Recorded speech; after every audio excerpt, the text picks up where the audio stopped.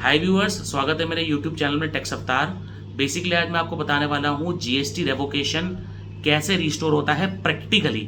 अभी तो आपने थ्योरेटिकली इसको समझा होगा या यूट्यूब पे देखा होगा, बट मैं आपको प्रैक्टिकली बताऊंगा कि ये रिस्टोर कैसे होता है और इसके क्या क्या स्टेप्स हैं। तो इस वीडियो को लास्ट तक देखिएगा और सेव कर लीजिएगा ताकि आपको फ्यूचर में काम आ सके।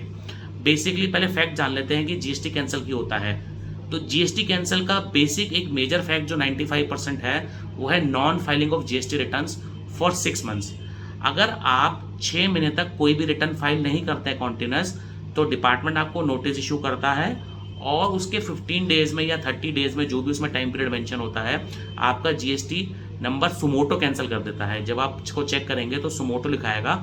सुमोटो का मतलब होता है कि डिपार्टमेंट ने खुद ही एक्शन लेके आपकी नॉन कंप्लायंस के लिए वो जीएसटी नंबर पूरा कैंसिल कर दिया है।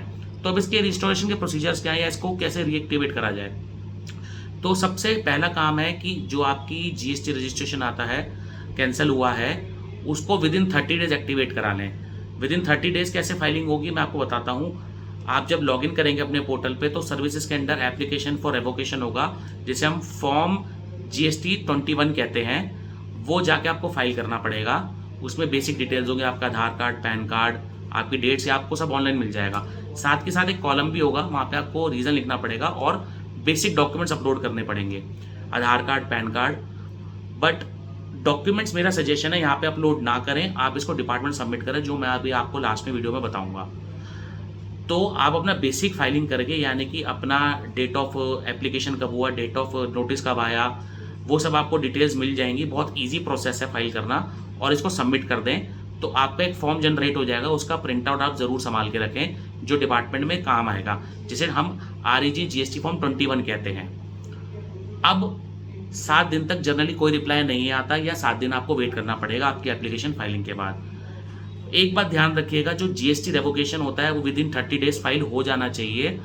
नहीं तो आपको फाइलिंग अगर विद इन अबव 30 डेज हो गए हैं तो आपको स्पेशल अप्रूवल लेना पड़ता है, और जनरली एप्लीकेशन कमिश्नर के पास जाती है फॉर एडिशनल 30 डेज। ये बात ध्यान रखिएगा कि अगर आपको रिस्टोर करना है नंबर तो with in 30 days of cancellation कर लीजिएगा, नहीं तो यही एप्लीकेशन आपको कमिश्नर के पास मूव करनी पड़ेगी फॉर द रिस्टोरेशन, जिसमें फॉर्मेलिटी ज़्यादा होती है।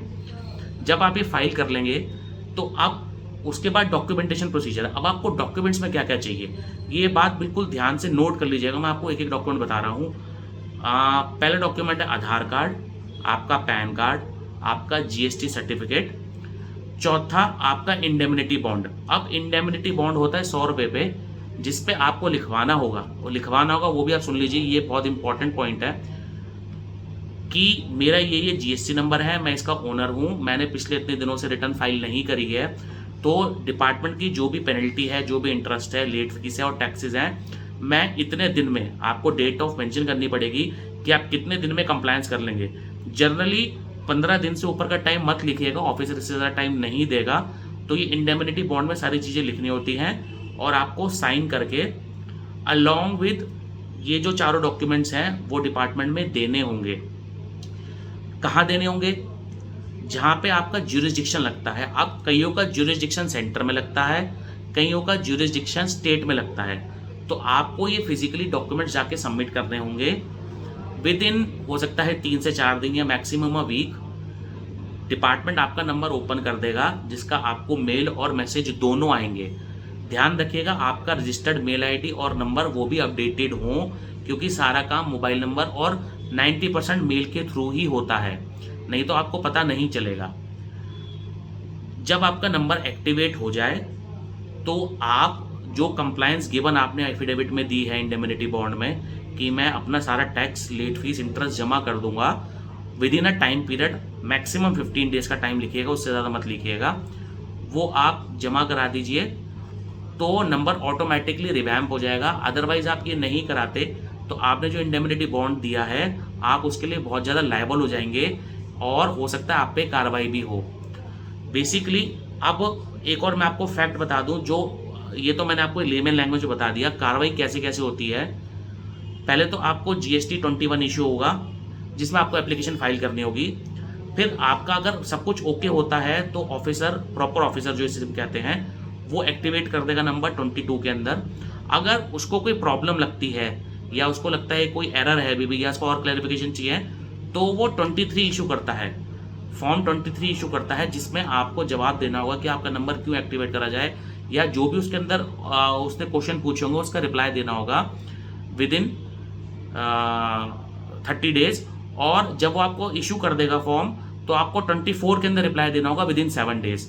उसके बाद उसको लगता है कि हाँ नंबर एक्टिवेट करना चाहिए, डीएक्टिवेट करना चाहिए, तो वो कार्रवाई करेगा। दूसरा ऑप्शन, अगर आप वो सपोज प्रॉपर ऑफिसर आपका नंबर डीएक्टिवेट करके रखता है या आपको लगता है कि मेरे साथ गलत हुआ है, तो आप सेम रेवोकेशन फाइल कर सकते हैं कमिश्नर के साथ एप्लीकेशन, सेम प्रोसीजर है। अगर मान लीजिए कमिश्नर भी उसको लगता है कि आपका नंबर डीएक्टिवेट नहीं करना चाहिए, तो आपके पास लास्ट रिकोर्स होता है हाई कोर्ट का।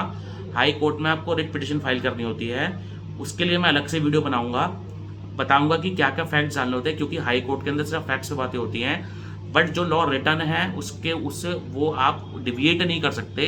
तो ध्यान रखिएगा जब भी आप रिट पिटिशन फाइल कर रहे हैं तो आपके पॉइंट्स वैलिड होने चाहिए। आपको कोई रेवोकेशन से रिलेटेड कोई क्वेश्चन पूछना है, कुछ भी वैसे जानना है प्रैक्टिकली डिपार्टमेंट में कैसे काम होता है, तो आप मुझे कमेंट कर सकते हैं या मुझे कांटेक्ट कर सकते हैं, मैं आपकी पूरी हेल्प करूँगा उसके अंदर। और अगर किसी टॉपिक पे और पर्टिकुलर वीडियो चाहिए तो आप उसको कमेंट सेक्शन में बता सकते हैं, हम उस पर पर्टिकुलर वीडियो और बनाएंगे। Thank you.